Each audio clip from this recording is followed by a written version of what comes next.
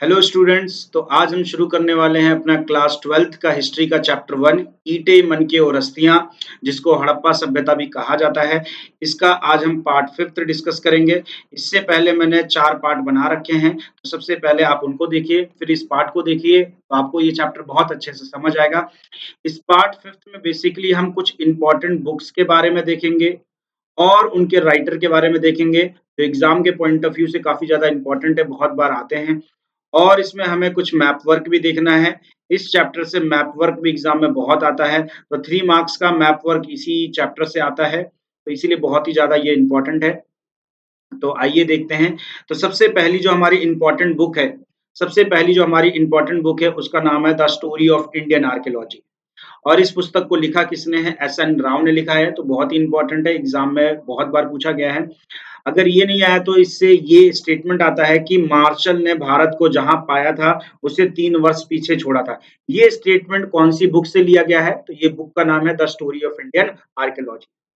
उसके बाद सेकंड अगली हमारी इम्पोर्टेंट बुक्स है, जिसका नाम आपको याद रखना है, my archaeological mission to India and Pakistan. इस पुस्तक को लिखा है आई.एम. व्हीलर ने, याद रखना। My archaeological mission to India and Pakistan इसको लिखा है आई.एम. व्हीलर ने। ये हमारे जो तीसरे विद्वान थे, जिनकी वजह से हमें और शहरों के बारे में पता लगता है।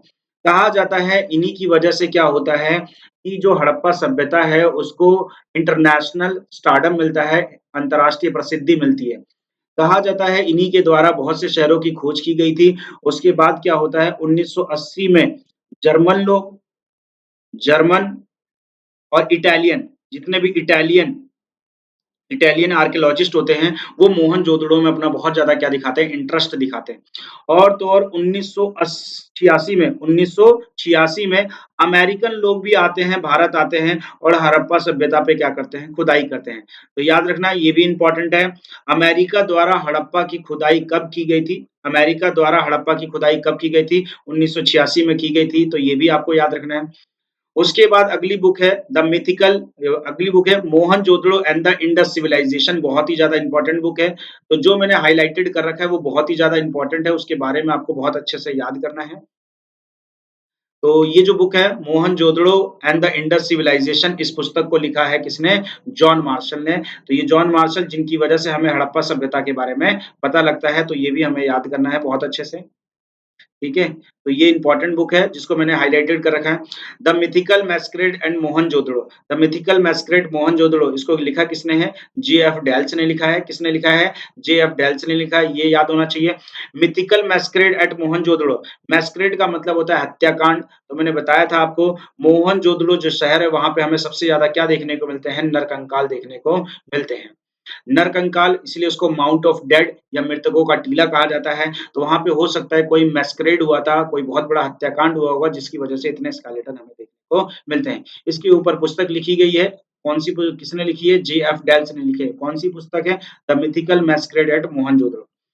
अगली बुक है फर्दर एक्सकवेशन एट मोहनजोदड़ो और अर्ली इंडस सिविलाइजेशन। तो ये भी बहुत ही इम्पोर्टेंट बुक है। आपको इस बुक का नाम याद रखना है, अर्ली इंडस सिविलाइजेशन। इस पुस्तक को लिखा किसने है? अर्नेस्ट मेंके ने लिखा है। और अर्नेस्ट मेंके वही विद्वान है जिन्होंने हड़प्पा सभ्यता की नालियों के बारे में बहुत ही अच्छे से क्या किया है? लिखा है इन्होंने। तो इन्होंने हड़प्पा सभ्यता की नालियों के बारे में एक स्टेटमेंट भी बोला गया है कि हड़प्पा सभ्यता की जो नालियाँ हैं, वह अब तक की खोजी गई सर्वथा संपूर्ण प्रणाली है। तो ये स्टेटमेंट भी आपसे पूछी जा सकती है, किसने कहा है? तो अर्नेस्ट मेंके ने कहा है। उसके बाद है अगला हमें मैप वर्क देखना है। तो मैप वर्क में बहुत ही इम्पोर्टेंट सबसे पहले हमें समझना है हड़प्पा शहर कहाँ पे है? तो हड़प्पा शहर के बारे में पूछा जा सकता है कि हड़प्पा शहर कहाँ पे है? या आपसे ऐसे क्वेश्चन पूछा जाएगा मातृ देवी की मूर्ति किस शहर से प्राप्त हुई है? उसे मैप में फिल कीजिए। तो याद रखना हड़प्पा शहर से ही हमें मातृ देवी की मूर्ति प्राप्त हुई और ये देखिए भारत का मैप दिख रहा होगा, एकदम कोने पे ये पाकिस्तान वाले हिस्से में चला जाता है, तो ये रहा आपका हड़प्पा। उसके बाद सबसे अच्छा और सबसे भव्य शहर किसको माना जाता है? मोहनजोदड़ो शहर को माना जाता है। या आपसे पूछा जाएगा डांसिंग गर्ल, दाढ़ी वाले बाबा, ये हमें कहाँ से प्राप्त हुए हैं? तो मोहनजोदड़ो से प्राप्त हुए हैं। तो ये भी पाकिस्तान में चली गई है साइड, ये आपको पता होनी चाहिए। उसके बाद आपसे पूछा जा सकता है कि ये बताइए कि सबसे पुराना बंदरगाह कौन-सा है? या सबसे पुराना बंदरगाह कौन-सा है? या हमें चावल के दानों के साक्ष्य कहाँ से मिले हैं? तो चावल के दानों के हमें साक्ष्य कहाँ से मिले हैं? लोथल शहर से मिले हैं। तो लोथल मैप में भरने के लिए आ सकता है। ये देखिए गुजरात में आपको लोथल देखने को मिल जाएगा। ये देखने को मिल जाएगा लोथल में, गुजरात सॉरी लोथल में मतलब गुजरात में आपको लोथल देखने को मिल जाएगा। ये शहर है, ये रहा लोथल, देखने को मिल जाएगा आपको गुजरात में। उसके बाद आपको ये भी पूछा जा सकता है राखी गढ़ी कहाँ पे है? तो राखी गढ़ी भी आपको मैप में भरना आना चाहिए। तो ये जो राखी गढ़ी शहर है वो आपको कहाँ देखने को मिलता है? हरियाणा वाले हिस्से में देखने को मिल जाएगा। बनावली जहाँ पे मिट्टी के हल प्राप्त हुए हैं, तो ये मैप में फ़िल करने के लिए आ सकता है, तो बनावली भी आपको कहाँ देखने को मिलेगा? हरियाणा में देखने को शिल्प कला के लिए सबसे फ़ेमस शहर कौन-सा था? चमूदाड़ो था। तो चमूदाड़ो भी आपसे मैप में पूछा जा सकता है, तो आपको बिल्कुल बहुत अच्छे से पता होना चाहिए। या आपसे पूछा जा सकता है सबसे छोटा, सबसे बड़ा शहर तो राखीगढ़ी था, सबसे छोटा शहर कौन-सा था? अल्लादीनो। अल्लादीनो मैप में कहाँ है? तो अल्लादीनो भी आपसे पूछा जा सकता है। तो ये देखिए यहाँ पे चमूदाड़ो उसी के जस्ट नीचे यहाँ पे आपको देखने को मिल जाएगा अल्लादीनो शहर, जो हड़प्पा सभ्यता का सबसे छोटा शहर माना जाता है। आपसे ये भी पूछा जा सकता है, एक सबसे बड़ा जलाशय कहाँ से मिला है? तो जलाशय हमें धोलावीरा से मिला है, तो हमें ये भी पता होना चाहिए।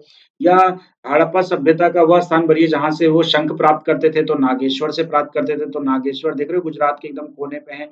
ये आपसे पूछा जा सकता है, ये आपको बहुत बढ़िया से पता होना चाहिए। तो यहाँ से यही इम्पोर्टेंट मैप वर्क है, यही आ सकते हैं, ठीक है? तो आप इनको बहुत अच्छे से देख लीजिए और एग्ज़ाम के लिए तैयार करके जाइए, आपके लिए बहुत बढ़िया रहेगा ये। तो आज के लिए इतना ही करते हैं और यहीं पे ये चैप्टर खत्म होता है।